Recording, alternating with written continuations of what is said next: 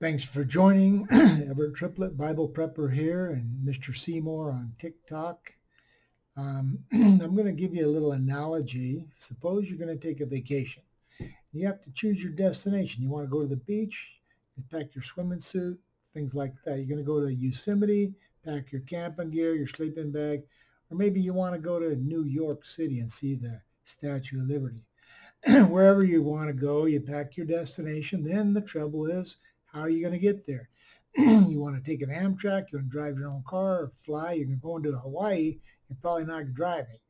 Anyway, we're on a destination. I know where we're headed, and we don't have any choice. This is where we're going.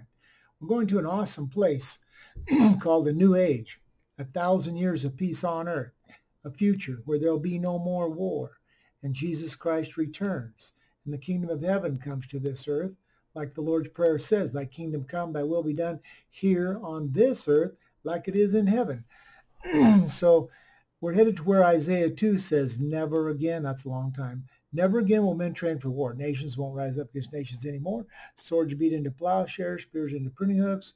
And so, that's a pretty awesome place, but plowshares and pruning hooks are for food production. So the future involves mankind's focus on agriculture.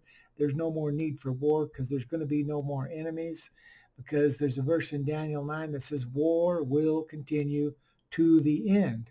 Well, the end that it's talking about is called the end of the age. And when we reach the end, that's describing war doesn't continue anymore. Who doesn't want to get there and get there sooner is better?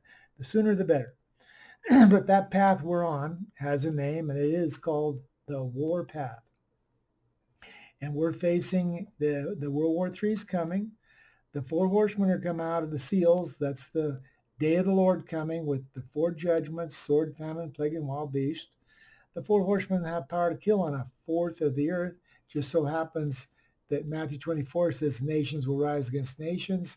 That's the beginning of the birth pains. So we are in a birth pain process. That is our destiny. We're on a destination. We're in a process. It's going to bring about new life. New life is the purpose of the birth pains.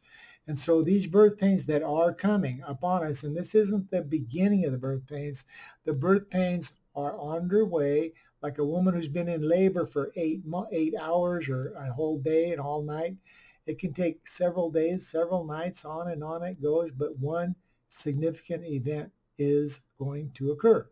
And I'm talking about the event where it's called the breaking of the water. Now that sac of amniotic fluid the baby's been sealed for 9 months.